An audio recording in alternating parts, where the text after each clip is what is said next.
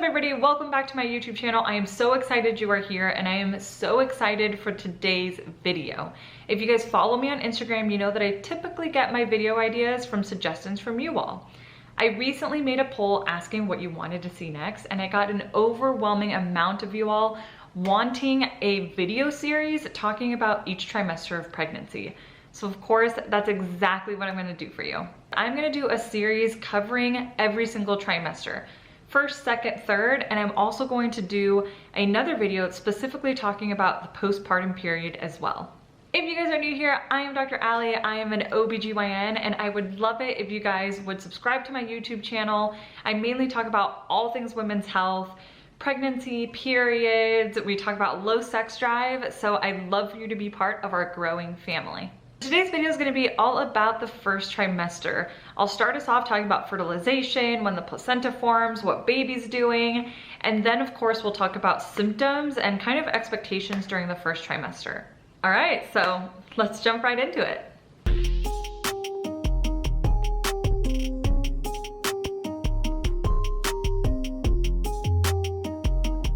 All right, to start us off, let's talk about the length of the first trimester. The first trimester is from your last menstrual period all the way until 13 weeks of pregnancy.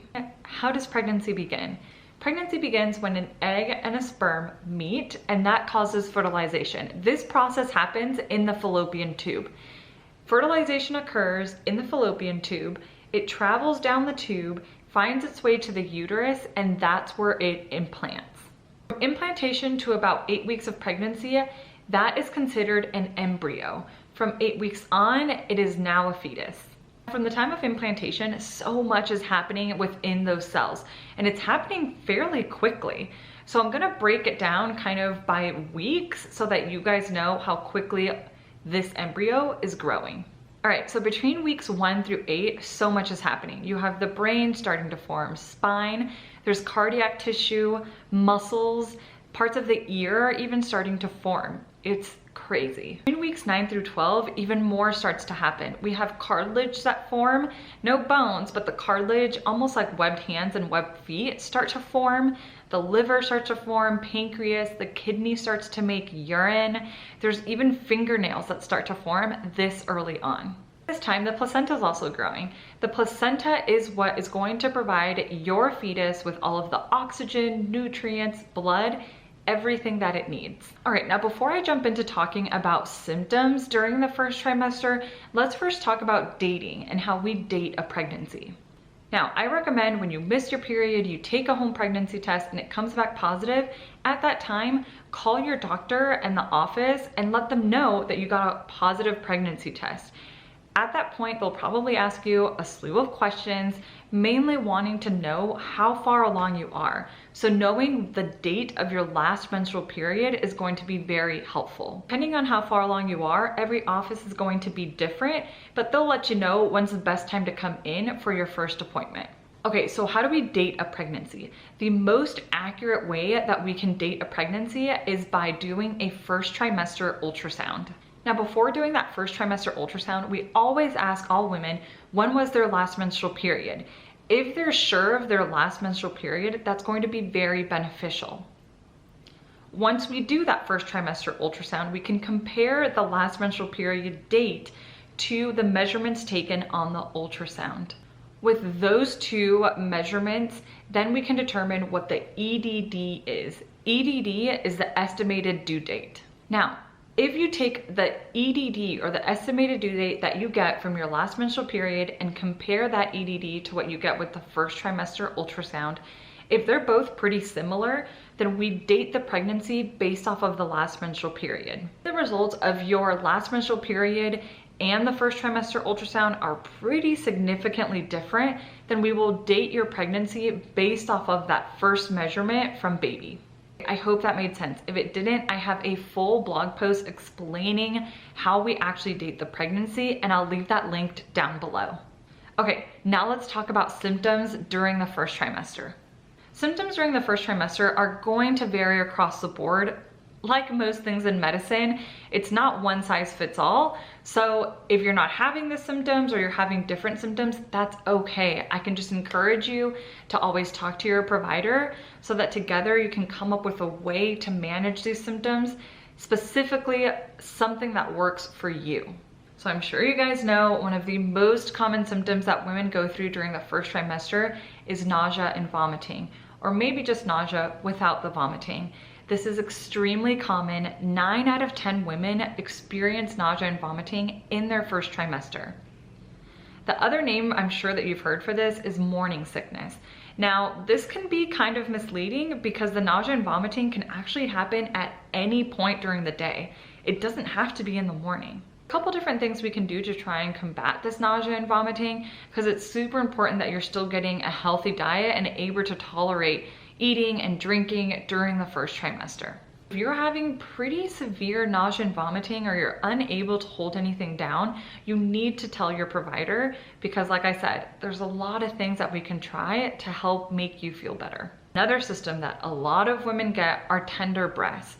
They can be tender, sore, kind of achy, and uncomfortable. This is all due to the hormone changes in your body.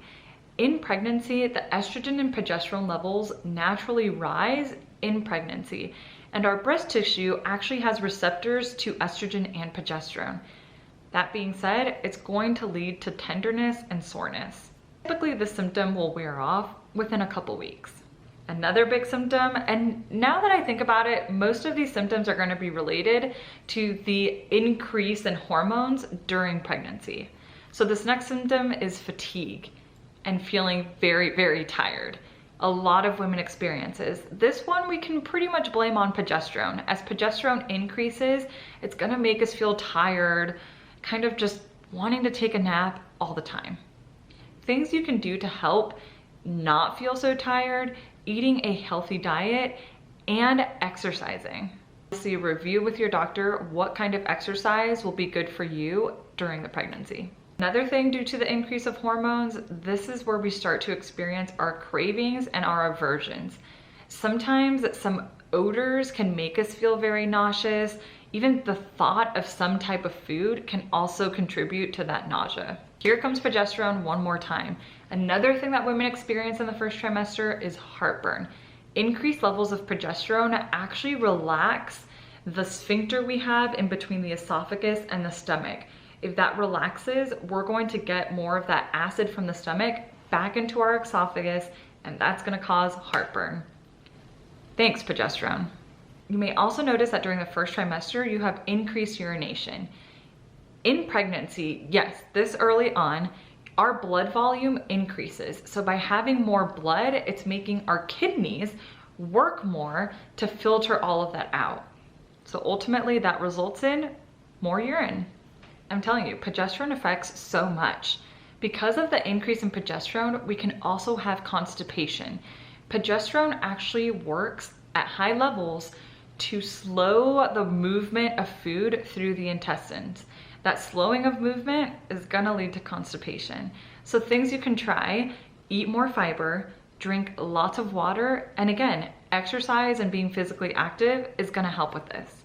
Last but not least, mood swings.